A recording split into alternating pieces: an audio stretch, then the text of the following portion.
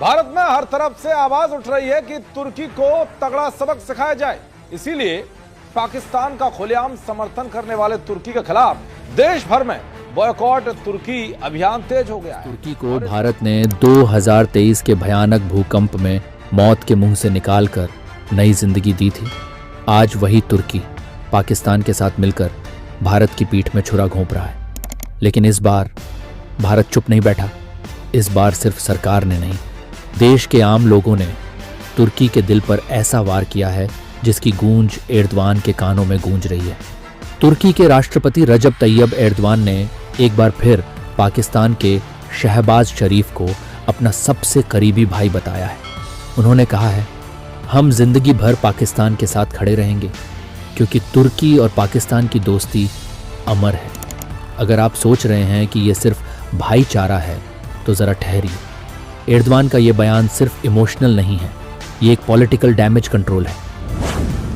क्योंकि भारत और भारत के लोगों ने तुर्की की ऐसी धज्जियां उड़ाई हैं कि एर्दवान अब पाकिस्तान की गोद में छुप रहा है।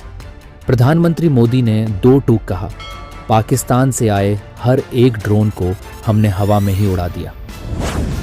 और ये वही ड्रोन है जो पाकिस्तान को तुर्की ने दिए थे। यानी भारत ने अपने स्वदेशी हथियारों से तुर्की के ड्रोन्स की औकात पूरी दुनिया को दिखा दी।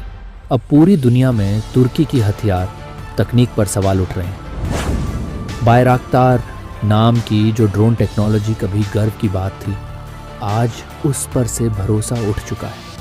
इस बेइज्जती से बौखलाए एर्दवान ने पाकिस्तान को गले लगाकर खुद को संभालने की कोशिश की। लेकिन चोट इतनी गहरी है कि सिर्फ गले लगाकर भरने वाली नहीं है। क्योंकि अब लड़ाई सिर्फ बॉर्डर पर नहीं हो रही, अब जंग छिड़ चुकी है भारतीय बाजारों में। पुणे के व्यापारियों ने तुर्की से सेब खरीदना बंद कर दिया है।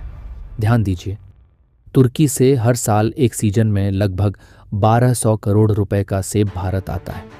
अब ये कारोबार ठप पड़ चुका है। उदयपुर के संगमरमर व्यापारियों ने ऐलान किया है, अब तुर्की से कोई भी मार्बल या उससे जुड़े प्रोडक्ट्स नहीं मंगवाए जाएंगे।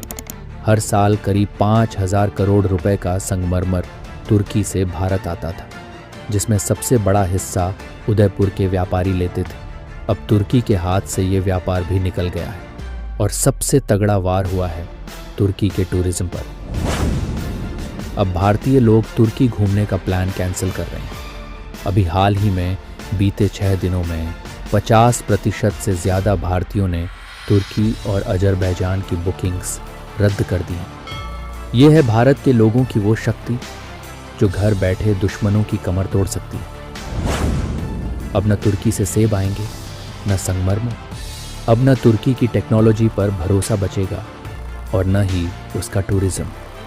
भारत ने साफ कर दिया है, जो हमारे साथ गद्दारी करेगा वो मिट्टी में मिल जाएगा। अब वक्त है कि आप भी फैसला लें।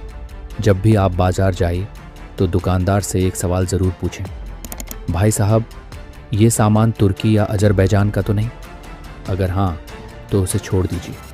ये वक्त सिर्फ खरीदारी का नहीं, देशभक्ति का है।